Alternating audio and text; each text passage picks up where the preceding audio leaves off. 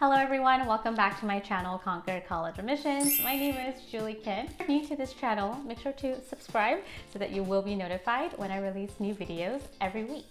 Before we get started with today's video, I wanted to give you a few important updates. Number one, we are opening enrollment to our most famous, popular, result-driven 6-month intensive college consulting program, Ivy League Formula program. Now listen carefully, because number one, we open this program once or twice a year, and number two, we are only accepting 30 students this round, and right now we have hundreds of students on the wait list. So if you want to reserve your spot, if you want to be notified when we open enrollment, make sure to put yourself on the wait list. The link to the wait list is juliekimconsulting.com/waitlist. And if you actually go into the waitlist page, you will see a lot more details about the program. Essentially, it's a 6-month college consulting program where we work on your standout factor. And in this program, so many of my students got accepted into their dream Ivy League and top tier colleges, got publications, got featured on the news, worked on their passion project, landed research positions from so many amazing colleges. On the waitlist if you are interested. And meanwhile, if you want to check out our free training, the free training basically is me sharing 3 mistakes that a lot of high school students make in this college admission process, and 4 strategies that you can use to get accepted into your dream colleges. I also share a lot of my students' case studies and examples, so I'm sure you will find it helpful. And the link to that free training is juliekimconsulting.com/masterclass. All right, so in this video, I'm going to be talking about three extracurriculars that do not impress Ivy League and top tier colleges.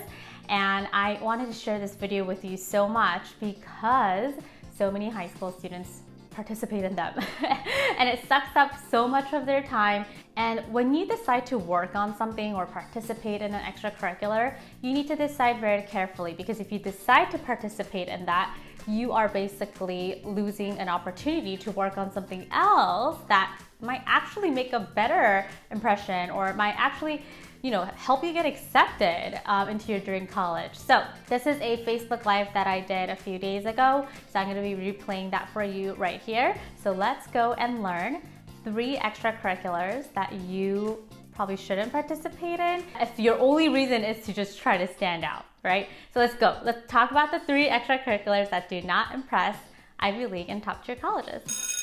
Hello everyone, this is Julie here, and in this live stream, I'm going to be talking all about 3 extracurriculars that do not impress Ivy League and top tier colleges. And I wanted to talk about this topic today because I see a lot of students participating in these extracurriculars. And obviously if it comes from your genuine interest, that's totally fine. But will it make a difference in you getting accepted? And especially if you're just doing it for the sake of doing it, then how does that help your application, right? You always want to think about everything that you're doing. There's an opportunity cost. If you decide to do something, it comes with a lot of commitments. All right, so let's talk about the very first activity or extracurricular that do not impress college admission officers. And I'm talking particularly about the Ivy League and top tier colleges, and that is school clubs.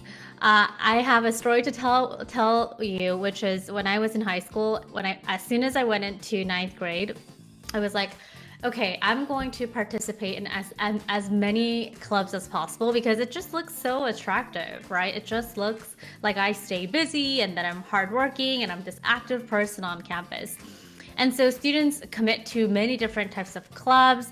So number one mistake with that is you joining 7 to 8 clubs actually dilutes your message. It shows to college admission officers that yes, you are very active, but you can show that you're active through other things, Then the second mistake is that you're spreading yourself too thin. And then number 3 is that the theme that you're trying to convey to colleges, they're not going to really get a good sense of why you participated in these clubs.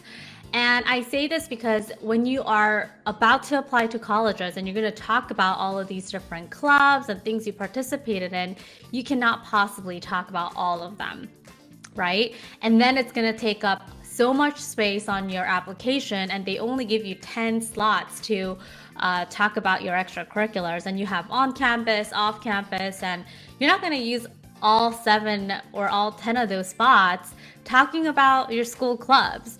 So what I advise my students inside our programs is to select a few clubs that will actually make a difference in their application, and that has to align with their theme. And if you don't know, you have to have a theme for your college application. Otherwise, how do they know why they should select you, right? So a theme is a combination of academic interests, personal interests, and SPV. SPV stands for strength, P stands for personality, V stands for values. And so having a strong theme is so important, and it allows you to check whether you want to participate in something or not, okay? We have to be very careful with that. Having a theme is always step 1 to anything and everything. And when my students ask me Julie, should I participate in that summer program? Should I participate in that club? My first question is, what is your theme? And let's evaluate whether that's going to help you out or not, right? The second thing that you want to, check before you go into, and that does not impress college admission officers, is summer programs. How many of you guys are like, I need to go to a summer program. I need to show colleges that I did something over the summer. So I'm going to divide up the summer program into 2 categories. Number 1, I'm talking about the pre-college summer programs where you go and take classes like college classes. So you can do that at Harvard, Stanford, UPenn, all of these different schools. And they'll say introduction to computer science or introduction to mass communication. Do they help in you getting accepted into your dream college? Do they create an impression on college admission officers? Absolutely not, because it's not that hard to get into those programs. It doesn't show depth in your academic interests because those are very introductory.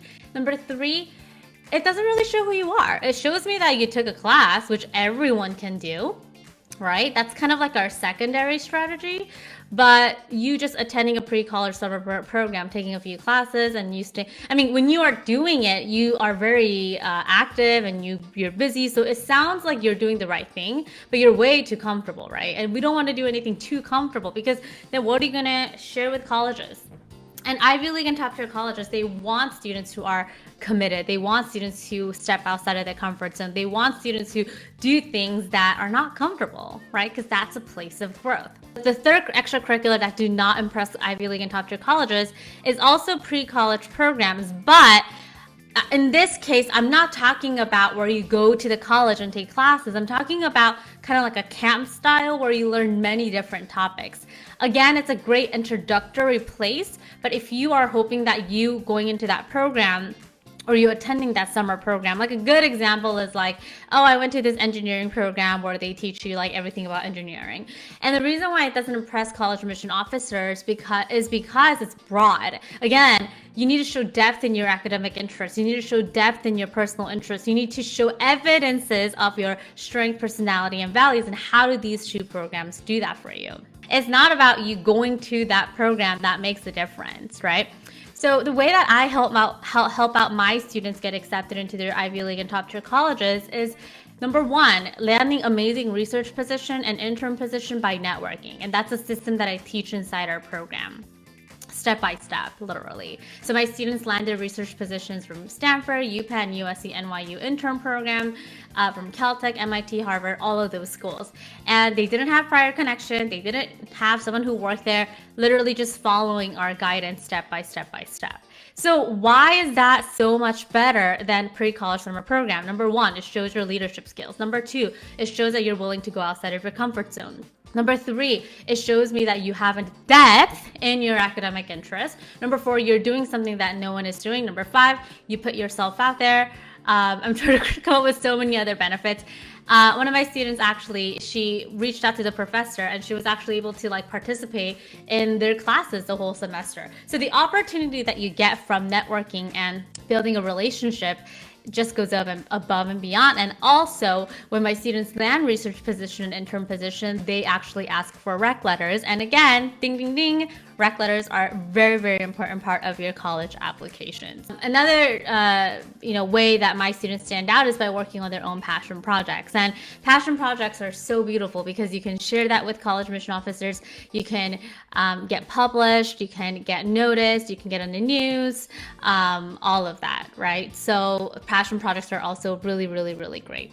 So that's it. 3 extracurriculars that Ivy League and top tier colleges do not care so much about, or they're not gonna be like, oh my gosh, you attended, USC summer program or Boston leadership program. They're not gonna be like, oh my gosh, you attended that, so we're gonna accept you, because through that it's hard to detect who you are. And like I said, it's a great introductory place to begin, but does it create that like, aha, let's accept the student? Rarely. All right, so I hope that you enjoyed learning about 3 extracurriculars that you must avoid. And like I said, you need to start off with having a strong theme. And if you want to learn more about having a strong theme, make sure to register for my free training as well, because I talk about that in depth in my free training. And also just wanted to give you another reminder that the Ivy League Formula program is opening enrollment mid-March. So if you want to be notified when the program opens, put yourself on the waitlist, juliekimconsulting.com/waitlist. All right, you guys, I hope that you enjoyed today's video. If you enjoyed today's content and strategies, give it a thumbs up, and that lets me know that you like these videos and I could make more for you along the way. All right, I'll be back here next week. Bye.